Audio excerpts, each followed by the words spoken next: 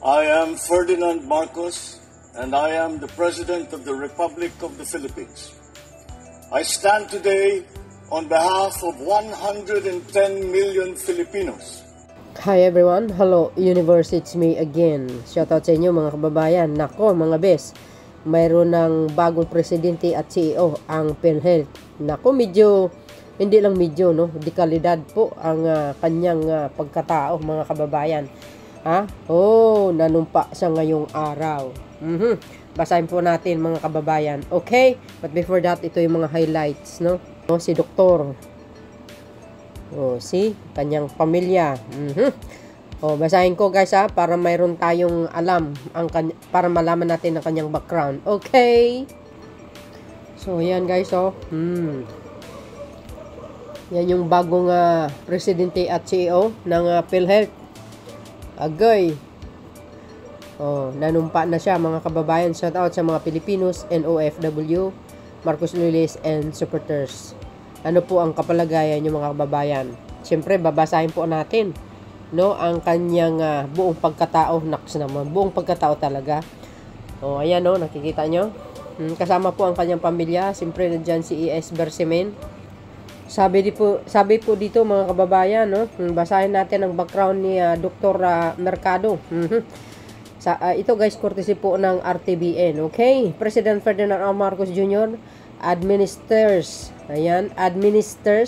the oath of office the newly appointed PhilHealth, Philippine PhilHealth Insurance Corporation, PhilHealth President and Chief Executive Officer, which is ang CEO, Dr. Edwin Mercado, during a simple ceremony at the study room in Malacanang Palace on February 4, 2025, today, no?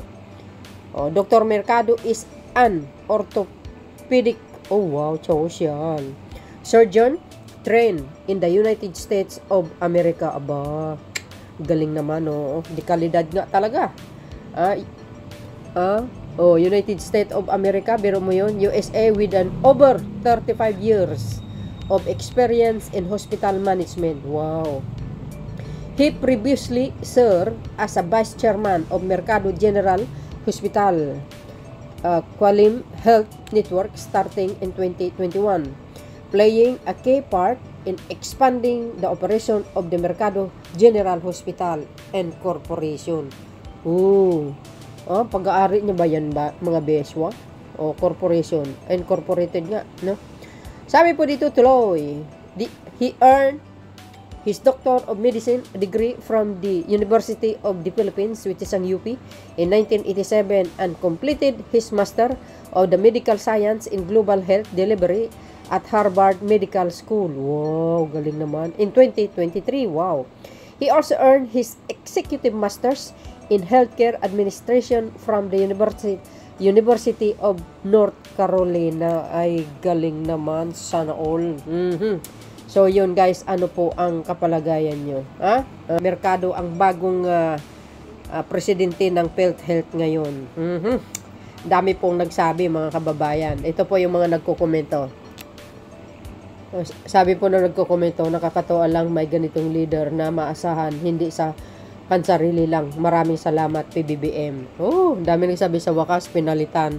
Hindi ko alam yun guys Yun ang sabi tiwala ako sa mga leadership changes sa PhilHealth para sa kabutihan ng nakakarami. Tama. 'Di ba? Ano sabi pa dito guys, Wow, ang bilis ng action. Thank you Mr. President. Ayan, ang laking tulong nito lalo na sa mahihirap. Correct. Mabuhay ang bagong Pilipinas. Ay nako guys, ang laki ng pondo ng PhilHealth. Yan ang hindi nyo alam. 'Di ba sinabi ni Pangulong Marcos Jr. yan, kahit zero subsidy. Ang laki niyan kaya hindi nila ginamit itong mga nakaraan. Yun ang sabi. 'Di ba? Parang hindi ginastos baga. Ewan ko lang guys Yun lang po ang nakikita ko sa social media. Sabi po dito mga besa, si Doc Mercado, ayan si Doc Mercado ang tunay na bida sa pagpapabuti ng kalusugan ng mga Pilipino. Wow, galing naman. Maganda kanyang track record guys, kaya nakuha niya yung ganyang blessing na posisyon. Ma-assign ka lang sa mga ganyang posisyon sa gobyerno, malaking blessing po yun. talagang hindi ka makakalimutan ng mamayang Pilipino. At mananatili yan sa kasaysayan ng Pilipinas. Sino po ang itinilaga ni Pangulong Marcos Jr. na naging presidente ng PhilHealth? Siyempre, mababanggit yung pangalan ni Dr. Mercado. Pwede ba?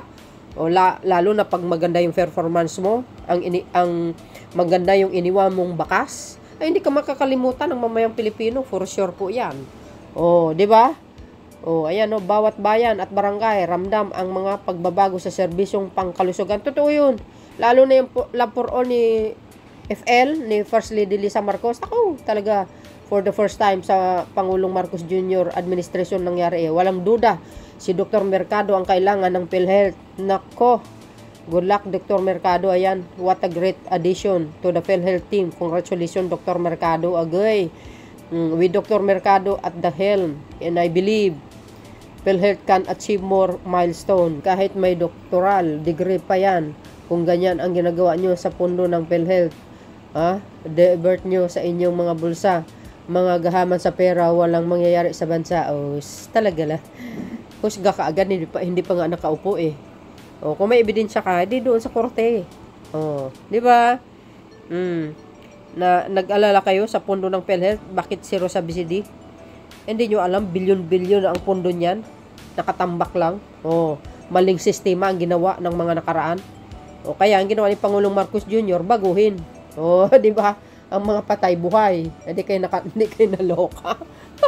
Masasabi mo siguro, ay binulsa, maari siguro mga ibang nakahawak ng PhilHealth.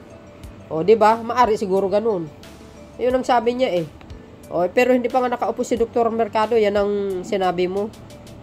Bitter ka lang dong. Anti-Marcos. Pag anti-Marcos, ganyan. Mga comment nila. So, yun guys, ang aking pinaka-latest updates video natin ng pagbabago sa PhilHealth. For sure, magagampanan niya yan. Hindi naman siya kukunin kung hindi niya kaya. Gagampanan ang kanyang posisyon bilang CEO ng isa sa pinaka kilalang ahensya ng gobyerno. 'Di ba guys? So yun ang aking pinaka-latest updates video. See you again on my next upload video. Bye and babus. God bless Philippines.